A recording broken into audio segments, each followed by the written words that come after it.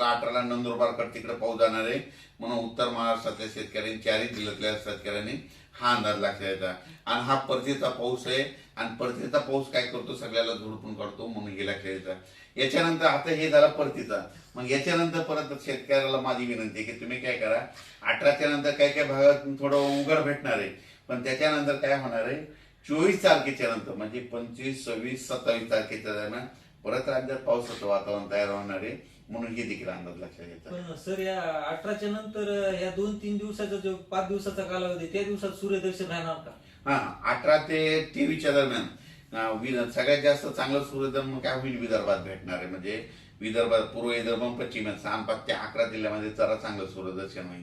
पण त्याच्यानंतर मराठवाड्यात देखील काय होईल, सूर्यदर्शन होईल, पण काय होईल, स्थानिक वातावरण तयार होऊन त्या भागात देखील 21 सप्टेंबर पर्यंत पाऊस पडेल म्हणून हे लक्षात येतं. पश्चिम महाराष्ट्रात देखील तशीच परिस्थिती राहील आणि उत्तर महाराष्ट्रात देखील राहील.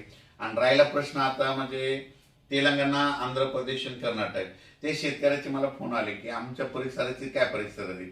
तर तेलंगणा, आंध्र प्रदेश आणि कर्नाटकचे जे जितके तालुके त्या शेतकऱ्याला सांगू इच्छितो की तुमच्याकडे देखील म्हणजे आज 15 ते 18 पर्यंत चांगला जोराचा पाऊस पडणार आहे, काही ठिकाणी मुसळधार पडणार आहे, कुठं अतिमुसळधार पडणार आहे म्हणून हा अंदाज लक्षात घ्या. तसेच सर आपण आज नागपूरला आलेलो 15 सप्टेंबर 2025 आहे, तर नागपूरच्या शेतकऱ्यांना काय सांगणार आपण?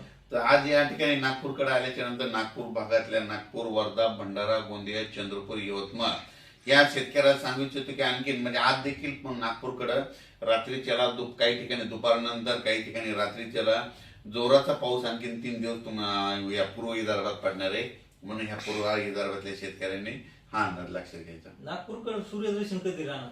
नागपूरकडं म्हणजे आता आपण सांगितलं होतं ना की 18 तारखेपासून नागपूरकडे चांगलं सूर्यदर्शन होईल. 18 पासून जवळपास नागपूरला सूर्यदर्शन होणार. तर सर तुम्ही सांगितल्याप्रमाणे सर्व नद्याला पूर आलेले आहेत, सर्व डॅमचे दरवाजे उघडले गेलेले आहेत, धरणाचे दरवाजे उघडलेले आहेत, नदीकाठच्या गावांना तुम्ही काय सांगू इच्छिता?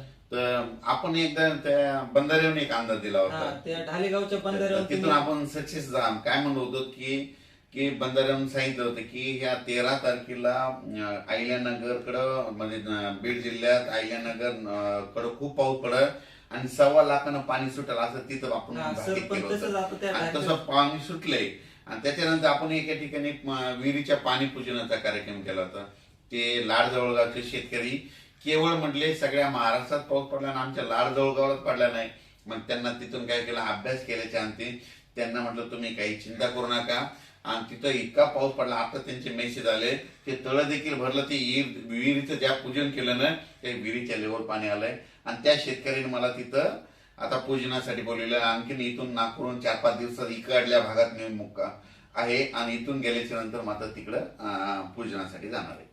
तुम्ही सांगितल्याप्रमाणे सर जे भाग सुटलेला होता ते भाग परतीच्या पावसात झोडपून काढायला, तिथं मुसळधार पाऊस व्हायला, तर कुठे मुसळधार पाऊस व्हायला. तर आता इथून मोरी कसा पाऊस राहणार? तर यापुढे आणखीन काय होणार आहे, आणखीन 25, 26, 27 सप्टेंबरला एकदा पाऊस येईल, 10, 11, 12, 13, 14 ऑक्टोबरला एकदा 4 दिवस पाऊस येईल. पण ते पाऊस जवळपास 25-1000 गावामध्ये पडेल. आणि त्याच्यानंतर काय होईल, 24, 25, 26 ऑक्टोबरला एकदा दिवाळीमध्ये थोडा तुरळक ठिकाणी येईल पाऊस, लय काय येणार आहे. आणि 2 नोव्हेंबरला थंडी येणार आहे. आता माझी सगळ्या सोयाबीन शेतकऱ्याला एक विनंती, काय करायचं एक सगळ्यात सोपं सांगतो शेवटी जाता जाता, की सोयाबीन काय करायची, दुपारपर्यंत लेबरला काढा लावायची ऊन पडल्याच्या नंतर. दुपारीपर्यंत काढल्याच्या नंतर काय होतं, वाळलेल्या सोयाबीनला 1 घंटा चांगलं ऊन भेटलं की दुपारी म्हणजे 1 ते 2 वाजेपर्यंत त्या 2 तासामध्ये उचलून लगेच ढिगल मारून घ्यायचा. असं केलं तर तुमचं सोयाबीन खराब होणार नाही, तुमच्या हातामध्ये येईल. शेतकरी मित्रांनो, तर सरांना सांगितले आपल्याला 18च्या नंतर जवळपास 4-5 दिवस आपल्याला सूर्यदर्शन पाहायला भेटेल. पण त्याच्यामध्ये बी स्थानिक वातावरण होऊन पाऊस येणार, पण पाऊस 23च्या नंतर पुन्हा लागू होणार असं डग साहेबांचं म्हणणं आहे. हो, 24 पासून परत राज्यात पुन्हा तर आपण परत भेटू पुढच्या अंदाजात डग साहेबांसोबत. धन्यवाद.